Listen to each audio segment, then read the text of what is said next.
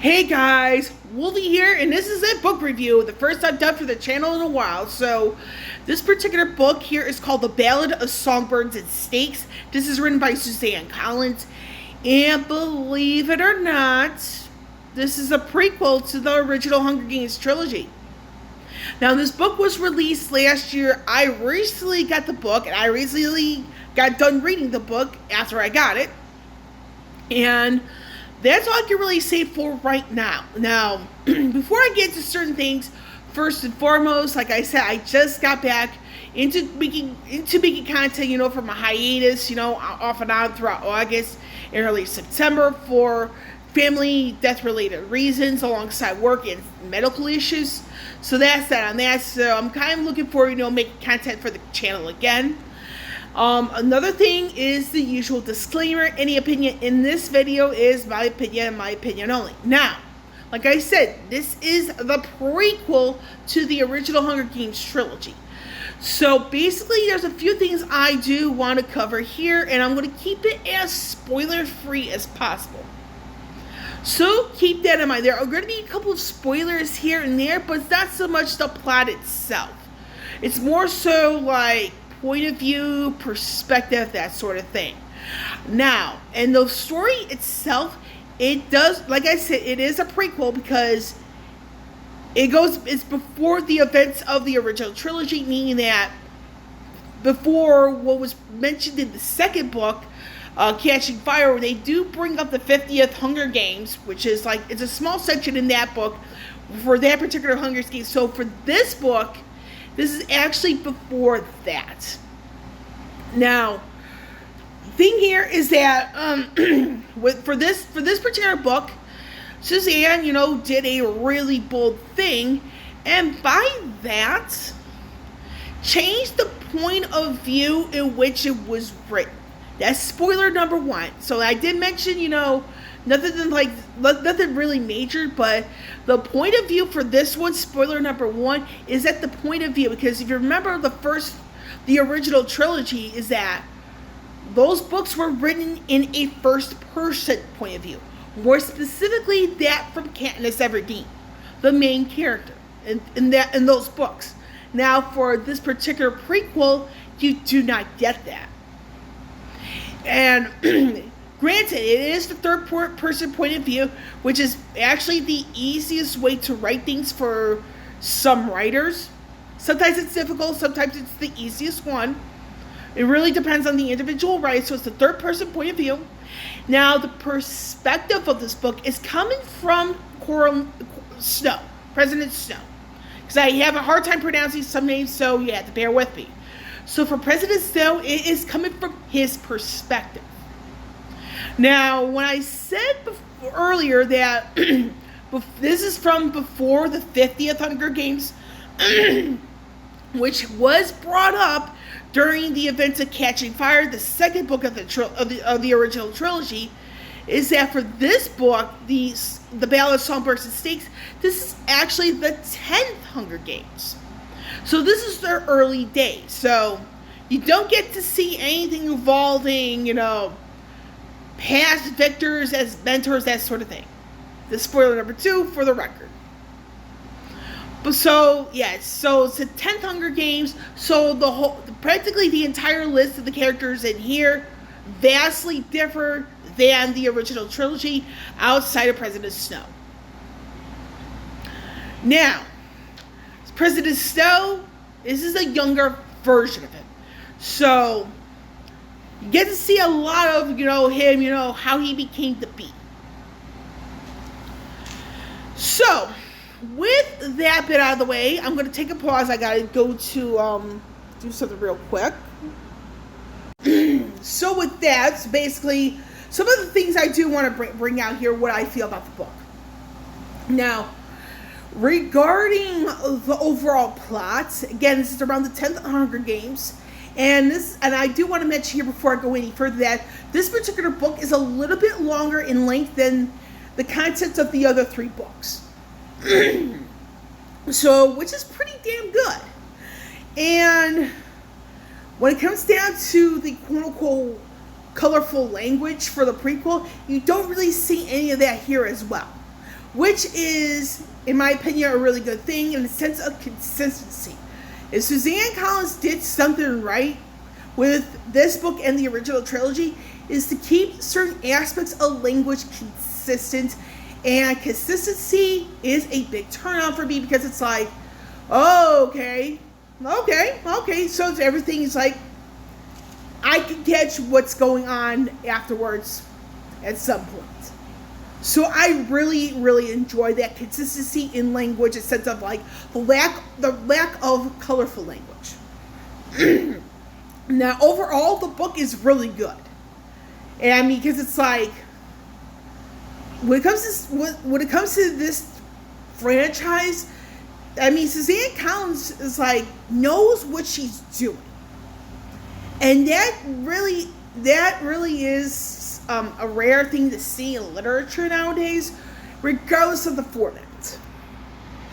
Now, with that being said, there is one rather concern I have, and that's actually the pacing. Now, the reason why the concern I have here for the prequel is the pacing, is in fact because towards the end, and I'm not spoiling the plot at all, but towards the end, things get quite rushed. And it's something I'm like, it's not bad to rush things, but at the same time, it's like, is it really worth rushing? And this is where, with my personal score, I have to knock points off of. Now, with that, and then the thing is, was like, what's one of the characters in the Ballad of Songbirds and Snakes, the fate of that person was left up to the individual reader as to how that person died. Now, this is spoiler number 2, because this actually is kind of hinted at in the first book. And by the first book, the original Hunger Games book. Now, and then I'm going to go into spoiler mode, so you might as well, skip it if you never read the books. So in the first Hunger Games book, Katniss mentions that when around the time she meets Haymitch, is that Haymitch is the only living victor from District 12. And that sort of thing. Now, the reason why we know that sort of thing is because here in Ballad of Songbirds and Snakes, this is the story of one other victor from District 12, but we know that person died because of the information in the first Hunger Games book, meaning that Haymitch is the only surviving victor from District 12, which kind of, plays a role in certain aspects when you get into Hunger Games and Catching Fire. Now, with this element also out of the way, this does, in my opinion, open the door for other prequel books. Now, who am I leaning towards here for other characters for possible prequel book focus? One of them would probably have to be Haymitch himself, because again, we do know that he's the only living survivor from District 12 as a victor by the time Hunger Games trilogy starts. So we need a little bit more information, because we do get some bits and pieces of his Hunger Games participation in Catching Fire, but nothing else. And by nothing else, nothing of major relevance. Now that's one potential character. Now another potential character was only mentioned in Mockingjay, but it leaves a lot to be desired, in my personal opinion. That's Alma Coin. So that's another character. Now, Paler, I think I got the person right. She was a character mentioned in Mockingjay. She becomes, in the end of Mockingjay, she becomes the new president of Panem. So it's one of those things, it's like, that's another character where it's left up to individual interpretation. In the sense of, like, is she worthy to have a prequel book about her?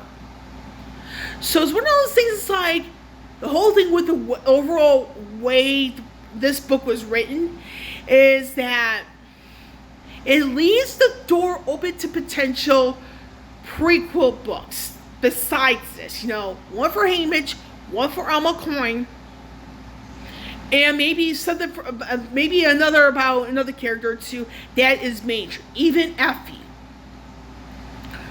Because you got some characters it's like you don't know a whole lot of, yet they play a major role in how the events in the original trilogy came to be. So, the fact, and the thing is, and I want to mention here, this is my opinion, that regarding the point of view switch from first person in the original trilogy to third person here, that was a great choice because it's like,